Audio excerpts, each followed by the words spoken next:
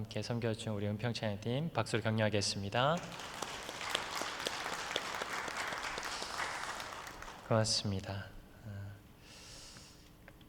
오늘 하나님께서 우리에게 주시는 말씀은 누가복음 10장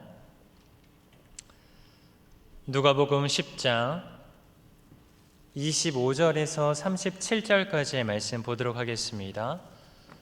누가복음 10장 25절에서 37절까지의 말씀입니다.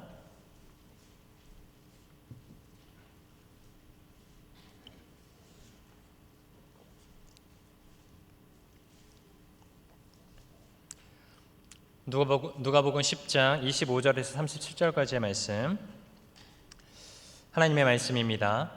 어떤 율법교사가 일어나 예수를 시험하여 이르되 선생님, 내가 무엇을 하여야 영생을 얻으리이까? 예수께서 이르시되 율법에 무엇이라 기록되었으며 네가 어떻게 읽느냐? 대답하여 이르되 내 마음을 다하며 목숨을 다하며 힘을 다하며 뜻을 다하여 주 너의 하나님을 사랑하고 또한 내 이웃을 내 자신같이 사랑하라 하였나이다. 예수께서 이르시되 내 대답이 옳도다. 이를 행하라. 그러면 살리라 하시니 그 사람이 자기를 옳게 보이려고 예수께 여짜오되 그러면 내 이웃이 누구니이까? 예수께서 대답하여 이르시되 어떤 사람이 예루살렘에서 여리고로 내려가다가 강도를 만나매 강도들이 그 옷을 벗기고 때려 거의 죽은 것을 버리고 갔더라.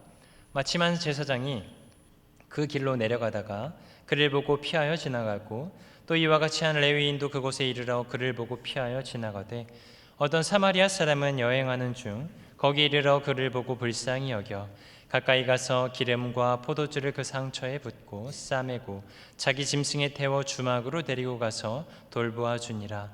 그 이튿날 그가 주막 주인에게 데나리온 2를 내어주며 이르되 이 사람을 돌보아 주라. 비용이 더 들면 내가 돌아올 때에 갚으리라 하였으니 내 생각에는 이 세 사람 중에 누가 강도 만난 자의 이웃이 되겠느냐? 이르되 자비를 베푼 자니이다. 예수께서 이르시되 가서 너도 이와 같이 하라 하시니라. 아멘. 오늘 본문은 사실 우리가 너무나도 잘 아는 말씀입니다. 강도를 만나 죽어가는 한 사람을 제사장과 레위인은 그냥 지나쳐 갔는데 사마리아인 한 사람은 그를 도와주고 보살펴 주었다는 내용인데요. 사실 우리가 잘 아는 말씀일수록 좀 쉽게 지나치는 경우도 많습니다. 저에게도 오늘 말씀은 참 익숙한 말씀인데요. 그래서 설교를 준비하면서 익숙하기 때문에 나 또한 좀 지나쳐 버렸던 게 많구나 이렇게 좀 생각을 하게 되었습니다.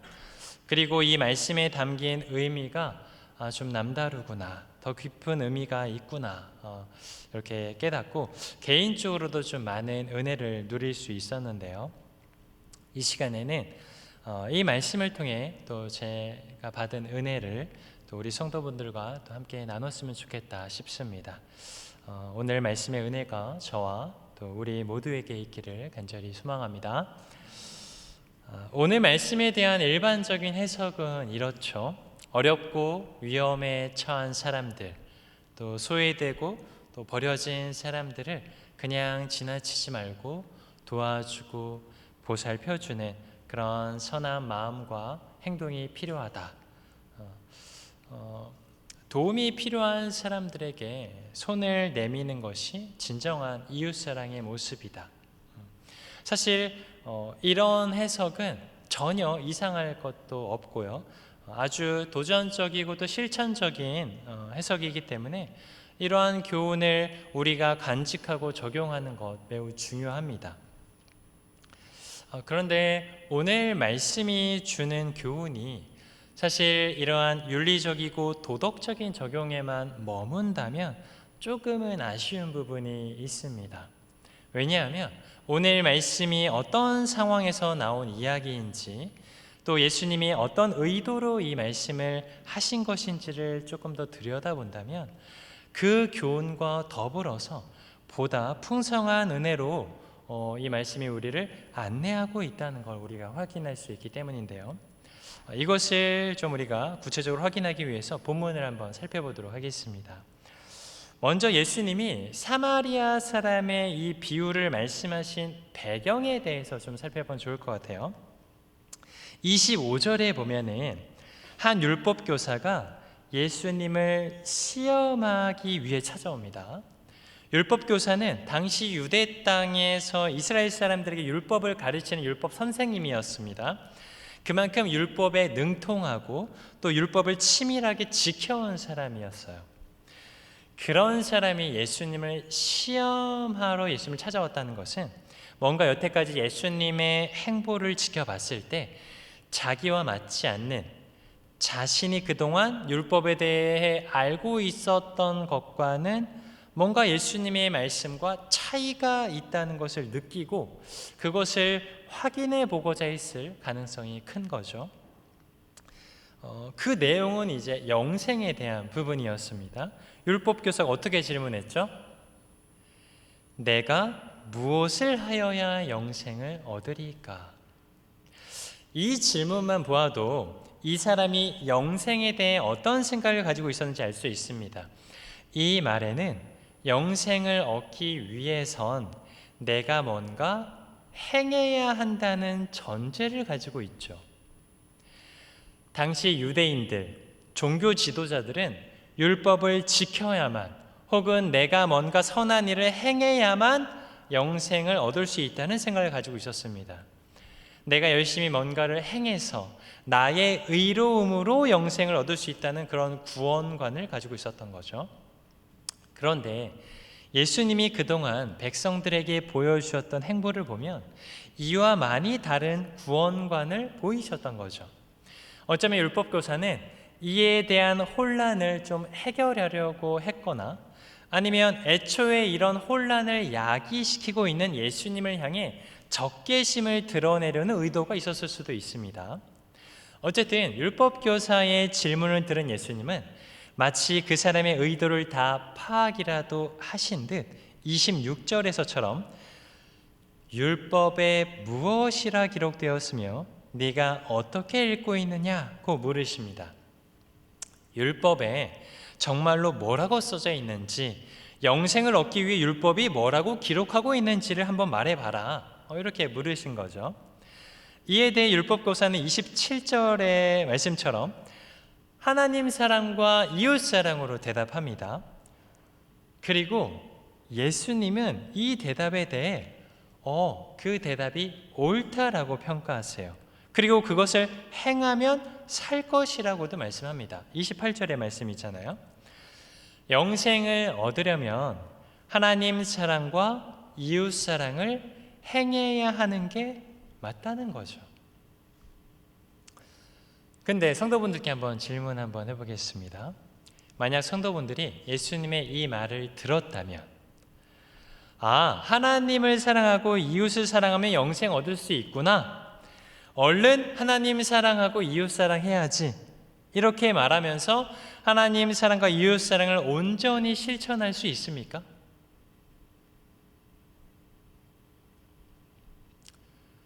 침묵에 감사드려요. 고개를 끄덕이시면 안 됩니다.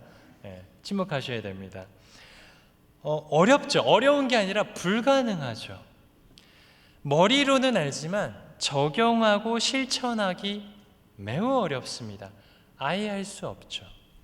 하나님 율법의 핵심이 하나님 사랑과 이웃 사랑인데 과연 이러한 율법의 요구를 완전히 지킬 수 있는 사람이 어디 있겠습니까? 아무도 없죠. 예수님의 대답을 만약 우리가 들었어도 우리는 아마 고개를 푹 숙인 채 방금처럼 그저 침묵하고 있었을 거예요. 그런데 율법교사는 예수님의 이 대답에 전혀 마음에 동요가 없었습니다. 오히려 29절에서처럼 이렇게 반문하죠. 그러면 내 이웃이 누구입니까? 왜 이런 질문했을까요? 율법교사의 마음에는 어떤 마음이 있었을까요? 그 마음에는 자기를 옳게 보이려는 마음이 있었다는 것이 성경의 증언이잖아요. 다시 말해 나는 하나님 사랑과 이웃 사랑의 그 율법에 흠없는 자다. 나는 율법을 완전히 지킬 수 있는 사람이다. 영생에 들어가기에 합당할 만큼 율법을 철저히 지켜왔다. 나의 의로 영생에 들어가는 건 문제가 없다. 나는 이웃 사랑할 준비가 되어 있는 사람이다. 그러니까 내 이웃이 누구냐? 누구든 내가 사랑할 수 있다. 난 준비가 되어 있다. 율법 교사는 이렇게 자기를 옳게 보이려는 의도를 가지고 내 이웃이 누구인지를 예수님께 다시금 묻고 있는 겁니다. 사마리아 사람의 비유는 바로 이러한 맥락 속에서 등장하는 거예요. 자기 의의를 드러내 보이면서 이웃사랑에 자신 있어 하는 율법 교사에게 예수님이 한 가지 이야기를 들려주시는 거죠. 그 이야기 이렇습니다. 어떤 사람이 예루살렘에서 여리고로 내려가다 강도를 만나죠. 강도는 그 사람의 옷을 벗기고 때려서 거의 죽게 내버려 둡니다. 마침 그 길을 제사장이 지나가게 되는데 쓰러진 사람을 보고도 피해 지나갑니다. 또 레위인도 그 길을 지나가다가 쓰러진 사람을 보더니 또 피해서 지나가요. 그런데 한 사마리아 사람이 거길 여행하다 쓰러진 사람을 보고 불쌍히 여겨서 상처도 싸매고 짐승에 태워서 여관에도 데려다 줍니다. 거기다 더해서 다음날까지 돌보다 여관 주인에게 데나리온 2를 주고는 대신 돌봐달라고 또 부탁까지 합니다. 혹시 돈이 더 들면 자기가 돌아올 때 갚겠다고도 말해요.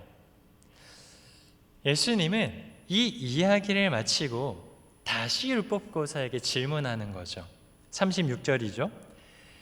이 세 사람 중에 누가 강도 만난 자의 이웃이 되겠느냐? 그랬더니 37절에 율법교사가 대답합니다. 자비를 베푼 자니이다. 예수님이 말하죠. 너도 그와 같이 하라. 이렇게 말씀하시면서 이 이야기가 끝이 납니다. 예수님은 왜 율법교사에게 이 이야기를 들려주었을까요? 이 이야기 속에는 예수님의 어떤 의도가 담겨 있을까요? 궁금하시죠? 네. 그림 하나 띄워주시겠습니까? 제가 오늘 설교를 준비하면서 이것저것 자료를 찾다가 제가 신학교에서 이제 역사신학을 전공했는데 역사신학을 배울 때 지도 교수님이셨던 안상혁 교수님이 얼마 전에 이 어느 교회에서 이 본문으로 설교를 하신 거예요. 하나님의 은혜라고 생각했습니다. 거기서 교수님이 이 그림을 설명하셨는데 오늘 본문을 이해하는데 아주 좋은 성찰을 주신 것 같아서 제가 오늘 한번 소개해 드리려고 가지고 나왔습니다. 먼저 이 두 그림의 화가는 동일 인물입니다. 혹시 아시는지 모르겠지만 렘브란트라는 화가가 그린 그림이에요. 빛의 마술사라고도 불리는 유명한 화가인데요. 이 그림의 제목은 어느 정도 유추하실 수 있겠죠? 제목. 그렇죠. 선한 사마리아인. 이 그림의 제목이에요. 그러니까 그림을 보면은 이제 사마리아 사람이 이제 말에 태운 그 강도 만난 자를 태우고 여관에 이제 들른 그런 장면이 이제 그림인데요. 오른쪽 그림은 1630년에 렘브란트가 유화로 그린 그림이고요. 왼쪽 그림은 3년 뒤에 다시 그린 건데 저건 이제 판화로 찍어낸 판화 그림인데요. 근데 서로 이제 같은 그림, 3년 뒤에 같은 그림을 그린 것도 조금 의아한 부분이 있는데 사실 이 두 그림에는 좀 차이점이 있습니다. 혹시 발견하셨나요? 3년 뒤에 그린 저 판화에 지금 뭐가 추가되어 있어요? 우리 친구들 알겠니? 뭐가 추가되어 있지? 강아지. 맞아. 강아지. 개가 가운데 개가 있어요. 개가 한 마리 그려져 있습니다. 근데 자세히 보면 그 개가 뭘 하고 있냐면 똥을 싸고 있어요. 죄송합니다. 변을 누고 있어요. 변을 누고 있는데요. 왜 렘브란트는 유화로 그림을 잘 그려놓고 3년 뒤에 다시 저렇게 판화로 그림을 다시 그렸고 심지어는 변을 누고 있는 개의 그림을 추가했을까요? 제가 너무 궁금해서 제 아내한테 한번 물어봤어요. 제 아내가 사실 미술을 전공했거든요. 그래서 혹시나 좀 더 좋은 이야기를 들려줄까봐 한번 물어봤는데 아내가 뭐라고 얘기했냐면은 개가 그림에 어울리지 않는다 이렇게 얘기하는 거예요. 그래서 제가 대답했죠. 그런 얘기는 나도 할 수 있다. 그거 말고 뭔가 참신한 게 없냐 했더니 자기도 잘 모르겠다고. 그래서 별 소득을 얻지 못했습니다. 이 그림에 대한 좀 다양한 해석들이 있는지 제가 여기저기 찾아봤는데, 개가 똥을 싸는 것이 일상적인 일이듯이 우리가 선한 일을 하는 것이 일상적이어야 한다, 이런 해석도 있고요. 아무튼 다양한 해석이 있었습니다. 근데 이제 아까 말씀드린 이제 안 교수님의 설명이 저는 좀 가장 와닿더라고요. 유대인들이 개를 싫어했어요. 지금이야 개가 아주 사람처럼, 마치 사람처럼 대우를 받고 있지만 사실 당시 개들은 유대인들에게뿐만 아니라 사람들에게 별로 좋은 취급을 받지는 못했습니다. 그런데 흥미로운 것은 뭐냐면 유대인들은 사마리아인을 마치 개처럼 대했다는 거예요. 아니, 어쩌면 개만도 못한 종족이 바로 사마리아인이라고 유대인들은 여기고 있었습니다. 요한복음에 보면 예수님이 사마리아 여인과 우물에서 대화하는 내용이 나오잖아요. 그때 사마리아 여인이 예수께 말해요. 요한복음 4장 9절의 말씀인데요. 이렇게 말하죠. 사마리아 여자가 이르되 당신이 유대인으로서 어찌하여 사마리아 여자인 나에게 물을 달라나이까 하니 이는 유대인이 사마리아인과 상종하지 아니함이로라. 이 말씀 기억하시죠? 유대인은 사마리아 사람들과 아예 상종도 안 했습니다. 왜죠? 역사적 배경이 있죠. 예전에 이스라엘이 북이스라엘과 남유다로 이제 분열되고 이제 BC 722년에 아수르가 북이스라엘을 이제 침략해서 이제 멸망하게 만듭니다. 그때 북이스라엘의 수도가 이제 사마리아였는데 그때 아수르가 민족 혼합 정책을 써요. 무슨 얘기냐면 사마리아 사람 일부는 포로로 데려가고 아수르 민족 중에 일부는 사마리아로 보내서 거기서 사마리아 사람들과 함께 섞여 살게 했습니다. 그러니까 사마리아 안에는 아수르의 언어, 문화, 종교 이런 게 다 뒤섞이게 된 거예요. 나중에 이스라엘이 이제 나라를 되찾았을 때 유대인들은 사마리아 사람들에게 야, 너희는 정통 유대인 아니다. 너희는 호남 민족이다. 너희 속에는 더러운 피가 섞였다. 이런 식으로 이스라엘 백성을 인정을 안 해줬어요. 그게 오랜 역사 속에서 지금까지 지속되고 있는 거죠. 유대인이 사마리아 사람을 생각하는 마음이 이처럼 아주 고약했습니다. 예수님이 지금 율법교사에게 어떤 이야기를 하고 있는데 제사장도 나오고 레위 사람도 나오고 친근한 사람들이 등장해요. 그러다가 갑자기 불쾌한 사람이 등장하는 거예요. 누가요? 사마리아 사람이요.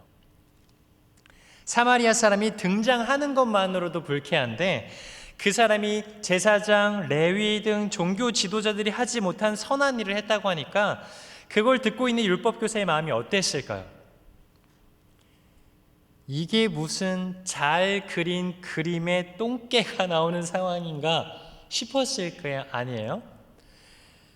정리해보면 렘브란트는 예수님의 이 비유가 유대인에게 있어서 마치 그런 감정이 들게 하는 이야기일 것이라 생각하고 잘 그린 그림에 똥 싼 개를 집어넣은 것이 아닌가, 이런 해석이 가능한 거죠. 참 의미심장하죠. 저도 이 부분에서 아주 많이 공감을 했습니다. 왜냐하면 예수님은 지금 자기가 의롭다고 여기면서 나는 이웃사랑을 할 준비가 되어 있는 사람이다. 누가 내 이웃이냐? 말만 해라. 이렇게 당당하게 말하는 율법교사에게 이 말씀을 하고 있는 거잖아요. 그런데 예수님이 말씀하시는 이야기에는 율법교사가 가장 싫어하는, 유대인들이 가장 싫어하는, 심지어 개처럼 여기는 사마리아 사람이 등장합니다. 그리고 그 사람이 이웃사랑을 실천하고 있습니다. 36절에 예수님이 마지막으로 율법교사에게 이렇게 질문하셨죠. 이 세 사람 중에 누가 강도 만난 자의 이웃이 되겠느냐? 누구예요? 사마리아 사람이죠. 그런데 율법교사는 사마리아 사람이라고 입에 담기도 싫어서 37절에 뭐라고 대답해요? 자비를 베푼 자니다. 율법교사가 처음에 예수님께 내 이웃이 누구입니까? 이렇게 물었습니다. 그런데 예수님은 누가 강도 만난 자의 이웃이 되겠느냐라고 되물으세요. 율법교사는 자신의 질문에 대해 스스로 대답할 수밖에 없었어요. 뭐라고요? 자비를 베푼 자입니다. 사마리아 사람입니다.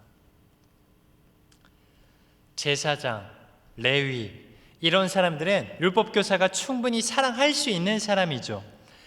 예수님은 하나님의 율법이 그보다 더한 사랑을 요구한다는 걸 말씀하고 있습니다. 강도 만난 자처럼 소외되고 버려진 사람, 이런 사람들까지도 사랑해야 한다는 거죠. 하지만 유대인들은 저렇게 강도를 만난 것도 자기들의 죄 때문에 하나님이 벌하신 것으로 여겼어요. 유대인들이 볼 때 강도 만난 자는 벌을 받아 마땅한 사람들이었기 때문에 자기들이 사랑할 대상은 아니었던 거죠. 제사장 레위가 강도 만난 자를 지나쳤다는 이야기를 율법교사는 어쩌면 당연하게 여겼을지도 모릅니다.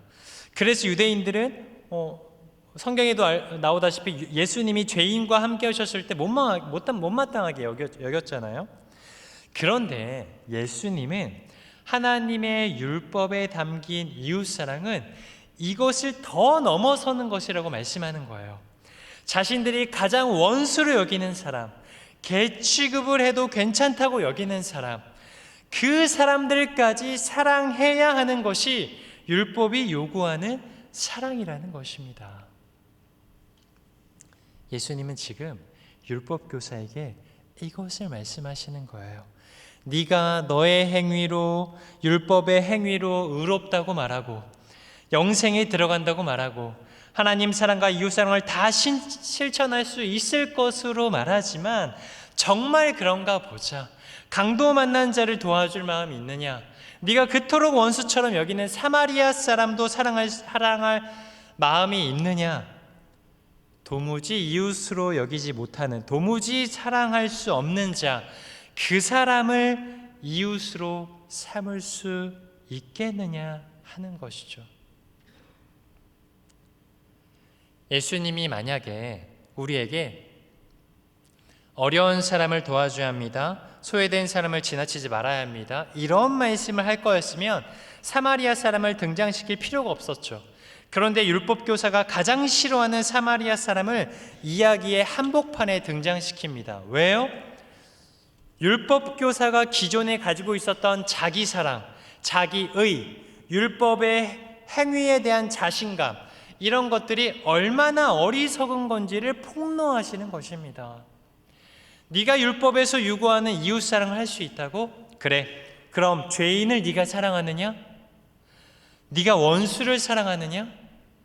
그 어느 것 하나 율법의 요구에 만족하지 못하는 율법교사의 외식과 교만을 예수님은 사마리아 사람의 비유를 통해 낱낱이 밝히고 있는 것입니다. 예수님이 마지막에 말씀하시죠. 가서 너도 이와 같이 하라. 너도 한번 그 자비를 베풀어 봐라. 과연 네가 할 수 있는지, 과연 네가 죄인에게 다가가고 소외된 자들에게 다가가고 심지어는 원수에게까지 손을 내밀 수 있는 존재인지를 직접 경험해 보라는 거예요. 하나님이 요구하시는 율법의 깊이와 무게를 경험해 보라는 것이죠. 그 경험 속에서 뭘 깨닫게 하시려는 걸까요? 아, 내 행위로는 아무것도 이룰 수 없구나. 율법이 말하는 것을 그 무엇도 나는 행할 수 없구나. 내 안에는 죄가 가득해서 율법을 행하기는커녕 율법을 어기는 일만 가득하구나. 이웃사랑은커녕 내 마음속엔 오로지 자기 사랑밖에 없구나. 그것을 깨닫게 하시는 거죠. 그런 깨달음 속에서 무엇을 붙잡으라고 하시는 걸까요? 예수 그리스도. 우리의 행위로서는 영생에 들어갈 일말의 가능성도 없구나. 나의 선행, 나의 의로움, 나의 노력으로는 이 죄악에서 벗어날, 이 죄된 본성에서 구원받을 아무런 소망이 없구나. 그러니 나를 이 죄악에서 구원하시기 위해 십자가에 죽으시고 율법의 요구를 완전히 이루신 메시아, 바로 그 예수 그리스도를 믿고 의지하는 것 말고는 다른 소망이 없구나. 예수님은 그것을 깨닫게 하시려 하는 거죠. 마치 강도를 만나 죽음 직전에 있던 사람처럼 우리의 처지와 형편 또한 죄로 죽을 수밖에 없는 존재였습니다. 그러나 자신의 것을 희생하여 강도 만난 자를 불쌍히 여긴 사마리아인처럼 우리를 불쌍히 여겨 자신을 온전히 희생하신 예수 그리스도 때문에 우리가 나음을 얻게 된 것입니다. 예수님은 우리 자신만 바라보고 있는 그 시선을 예수 그리스도께로 옮기도록 요구하고 계시는 것입니다. 예수 그리스도만이 우리의 길이요, 진리요, 생명이심을 다시금 알려주시는 것이죠. 적용을 하겠습니다. 그럼 오늘의 말씀은 오늘 우리는 도무지 실천할 수 없는 말씀을 하신 걸까요? 사마리아 사람이 행했던 자비는 아무도 실천할 수 없는 그냥 상상 속의 이야기였을까요? 그렇지 않습니다. 그러한 사랑과 자비로움이 어디에서 비롯될 수 있는가? 우리가 무엇을 의지할 때 그러한 선한 마음과 삶이 나타날 수 있는가? 바로 예수 그리스도를 믿는 믿음 안에서만 그러한 자비와 사랑이 구현될 수 있다는 겁니다.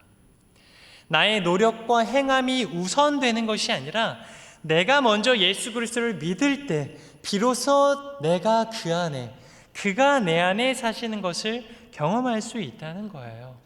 그러니 우리가 먼저 해야 할 것은 간절히 예수 그리스도를 붙드는 것이며 그분을 붙잡는 믿음으로 살아갈 때 비로소 주께서 주시는 자비와 은혜와 사랑을 나 또한 내 삶 속에서 드러낼 수 있는 것입니다. 여기 계신 성도분들 모두가 예수 그리스도를 붙잡는 믿음으로 주께서 주시는 자비와 사랑을 나타낸 삶을 정말로 살아내시길 바랍니다. 사실 이러한 해석과 적용도 저에게는 정말 은혜로 다가왔지만 개인적으로 조금 남다르게 다가온 적용점이 한 가지 더 있는데요. 예수님은 지금 제사장과 레위인을 등장시켜서 사마리아 사람과 비교했습니다. 제사장과 레위인은 당시 유대인들의 대표로서 등장시킨 것으로 보이죠. 아까 말씀드렸다시피 유대인들은 강도 만난 자를 마치 하나님의 벌을 받은 죄인이라 여기면서 무시한다고 말씀드렸는데요. 사실 말씀을 보면 강도 만난 자를 피했던 조금 구체적인 이유가 나와 있습니다. 우리 31절에 보면 제사장이 어떻게 했는지 한번 보세요. 제사장이 그를 보고 피하여 지나갔다고 말씀합니다. 32절에도 보면요, 레위인은 어떻게 했나 보세요. 그를 보고 피하여 지나갔다고 말씀합니다. 그렇죠?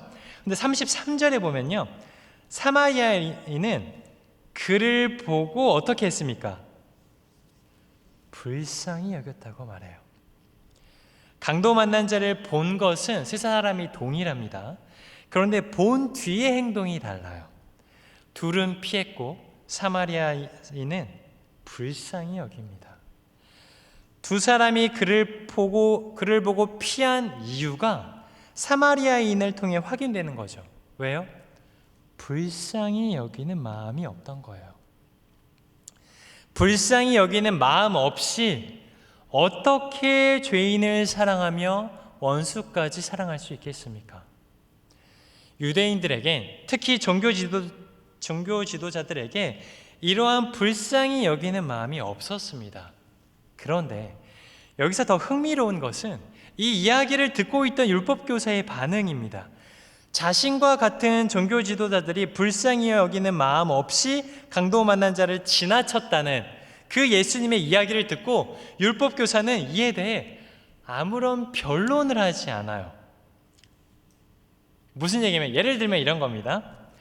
청년 한 사람이 있는데 이제 다른 청년이 와서 그 청년에게 이야기를 하는 거예요.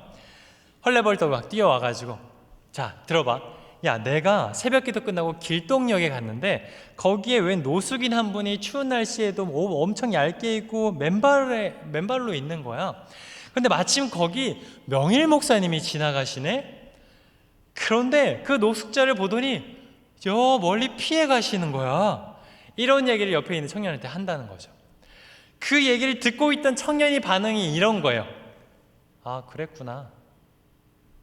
이게 너무 이상하다는 거예요. 그 이야기를 듣고서 이렇게 반응했어야죠. 야, 그럼 말도 안 되는 얘기를 하고 있어. 네가 잘못 봤겠지. 야, 명일 목사님 그런 사람 아니야.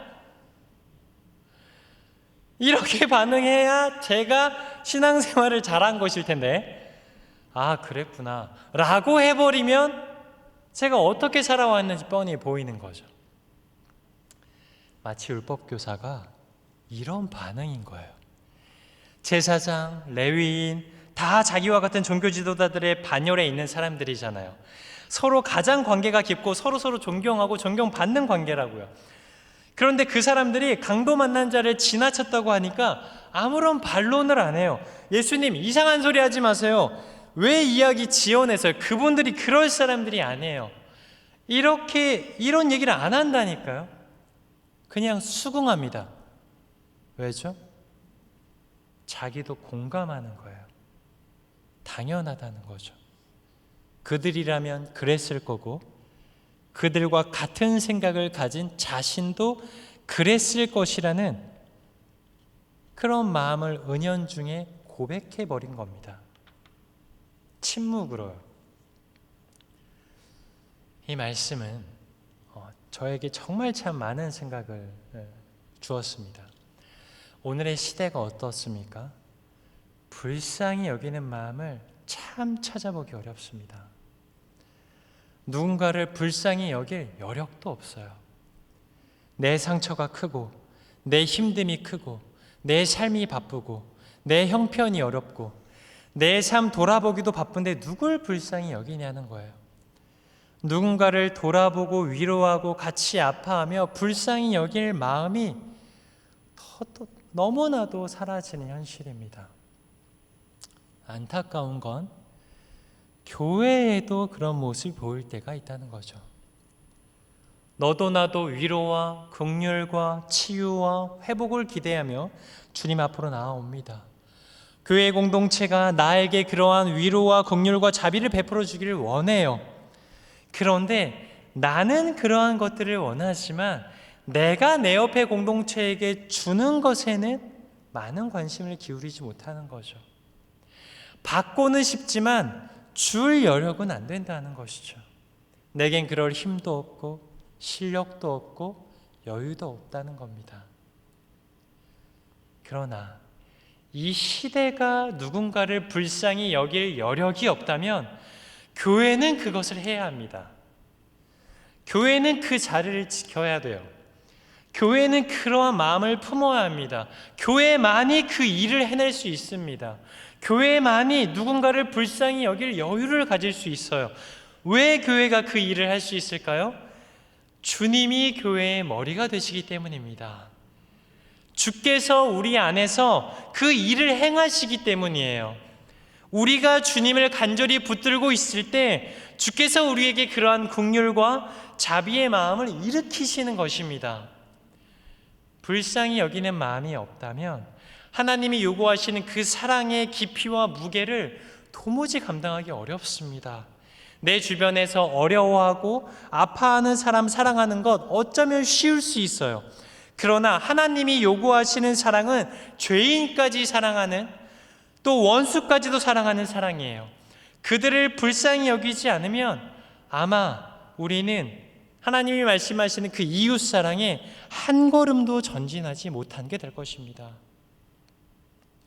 혹 주변에 아프고 아프고 힘들고 또 소외된 사람들이 있다면 이와 더불어서 혹 내가 미워하는 사람, 내가 피하고 싶은 사람, 나에게 상처를 주는 사람, 뭔가 저 사람은 교회 공동체에 도움이 되지 않을 거라고 생각하는 사람, 그런 사람들이 주변에 있다면 불쌍히 여기는 마음으로 사랑할 기회라 여기시기 바랍니다. 나를 불쌍히 여기신 주님의 마음으로 저들을 품고 저들까지 안아줄 수 있는 기회로 여기시고 기꺼이 주님의 마음에 동참하시기 바랍니다. 내가 먼저 불쌍히 여기는 마음이 없다면 어떻게 하나님께서 원하시는 사랑에 다가갈 수 있겠습니까? 불쌍히 여기는 마음을 가진다면 그 어떤 누구도 사랑할 수 있습니다. 그 어떤 누구에게도 이웃이 되어줄 수 있어요. 불쌍히 여기는 마음 가지시기 바랍니다.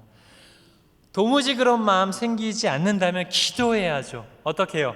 나를 먼저 불쌍히 여기시고 자기 자신을 버리신 예수 그리스도를 믿는 믿음을 날마다 굳게 붙잡을 수 있도록 도와달라고 간절히 간구하시기 바랍니다. 그리할 때 주께서 남다른 자비와 긍휼과 사랑으로 우리 모두에게 채워주실 줄 믿습니다. 우리의 교회가 바로 이 역할과 책임을 넉넉히 수행하여 모든 이들에게 참된 이웃이 되는 교회가 되기를 간절히 소망합니다. 우리 같이 찬양하겠습니다.